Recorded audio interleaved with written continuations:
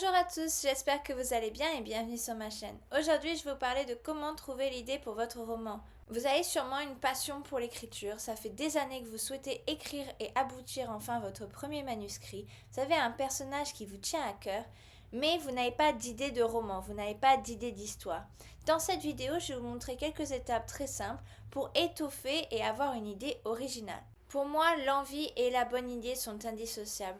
En gros, si vous n'avez pas envie d'écrire ou si vous vous faites chier à écrire, je vous jure, le lecteur, il le saura d'emblée. En fait, ça va se ressentir dans votre histoire, ça va se ressentir dans votre style, sans tomber dans l'idolâtrie de votre histoire parce qu'elle ne sera pas parfaite. Il faut que vous aimiez un minimum vos personnages, un minimum votre histoire et qu'en fait, les thèmes qui sont abordés vous plaisent. Je trouve qu'un bon indice pour ça, c'est quand on relit 30 fois le même passage et qu'on a toujours ce petit moment waouh ou ce petit moment émotion, peu importe le nombre de fois qu'on le lit, c'est à ce moment-là en fait qu'on se dit ah oui, mon passage est bon et il produit l'émotion que je voulais et même en tant qu'écrivain, en tant qu'auteur, il me surprend toujours. Donc là, ça c'est un bon signe pour vous dire le passage est bon et en plus votre intérêt est toujours intact. Souvent on aime écrire ce qu'on aime lire. Je vous conseille de regarder votre bibliothèque, de regarder les types de romans qu'il y a et vraiment de vous dire qu'est-ce qui vous passionne, qu'est-ce qui fait vraiment bouillonner votre sang.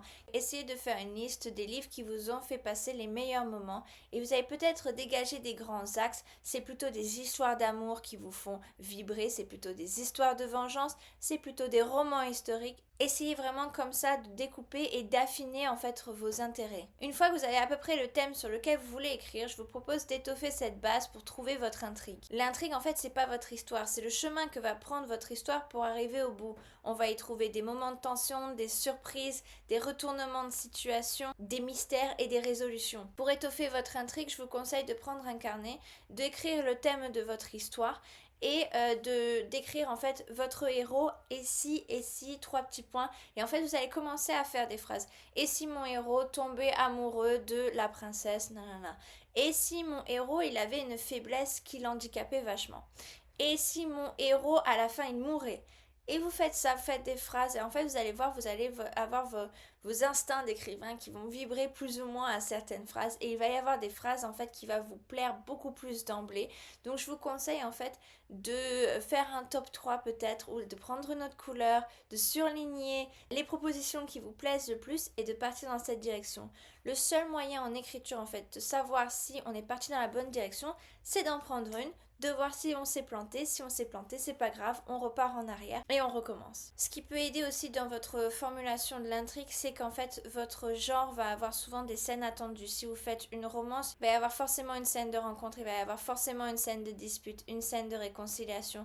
Donc, essayez en fait de voir quel genre est votre roman, quelles scènes sont attendues et si vous voulez aussi répondre à ces attentes du lecteur. Moi, quelque chose qui m'avait surprise au niveau de l'écriture et en fait qui est maintenant beaucoup plus naturel, c'est qu'en fait, c'est normal que votre héros parte d'un point A et arrive à un point B, mais qu'en fait, entre-temps, donc il y a toutes ces péripéties, qu'il régresse. Alors, il ne faut pas le faire régresser juste pour ajouter des chapitres, non, il faut que c'est un sens, il faut que c'est une cohérence, mais en fait, c'est tout à fait normal qu'il y ait des obstacles et qu'en fait, il doit prendre une autre route, ou alors que complètement, il reparte au point de départ. Ce qui va le décourager un petit peu, ce qui va amener de la tension narrative, voilà.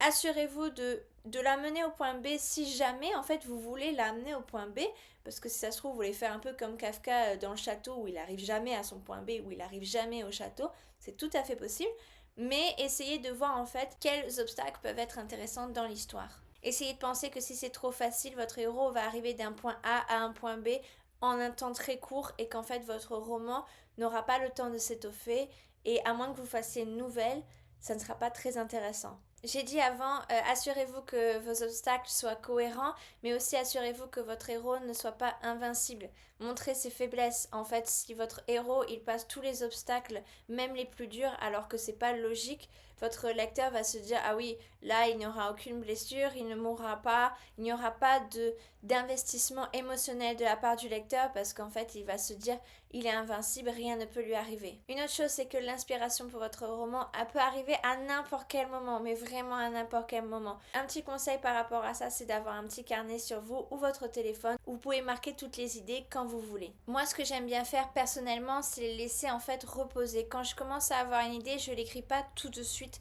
Au contraire, je lis, je regarde des films, je laisse passer quelques jours, je laisse en fait l'idée maturer dans mon esprit, je laisse vraiment l'histoire s'installer et si l'histoire ne part pas, si l'idée ne part pas au bout de 2-3 jours, c'est que vraiment il y a un truc là-dedans, il faut que j'aille creuser. Attendez que cette idée prenne forme, je pense que aussi avec un petit peu de recul, quand on se laisse un petit peu du temps, on peut voir plus rapidement si l'idée est une mauvaise idée ou si l'idée au contraire est une bonne idée. Enfin, 2 petites choses qui peuvent vous faire gagner du temps, c'est d'imaginer la fin et de l'écrire si vous pouvez. Comme ça, en fait, vous savez quel est ce point B où vous voulez aller, où le héros va aller. Ça va être plus facile pour savoir quel type d'obstacle en fait vous voulez mettre, quelle force il doit conquérir, quelle faiblesse il doit gommer.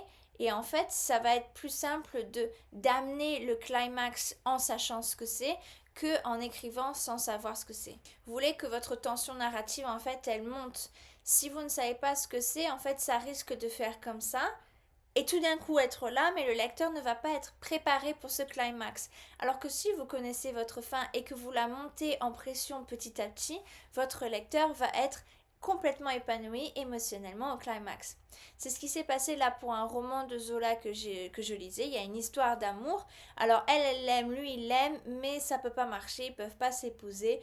Et honnêtement, le climax, il l'a montré pendant, je crois, 5 chapitres.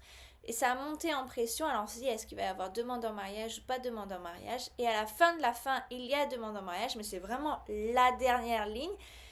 Et là, bon, ben voilà, c'est épanouissant, mais ça fait 5 chapitres quand même que je me demande, donc la tension narrative a été très bien amenée. Éviter le tout ça ne mène à rien. Moi, dans mon premier manuscrit, le problème, c'était en fait qu'il y avait énormément d'obstacles, énormément de péripéties, énormément d'évolutions par rapport à mes personnages, et qu'à la fin, le méchant, il est mort, tous les gentils sont contents. Ben, ma bêta lectrice m'a dit, bah c'est cool, mais en fait, on a eu l'impression que tout ça, en fait, ça n'a servi à rien, parce qu'on repart au point de départ. Oui, il y a eu une petite transformation émotionnelle et psychologique des personnages, un arc narratif dynamique, mais au final, c'est très cliché en fait que les méchants voilà, meurent et que les bons survivent, la façon dont je l'ai fait.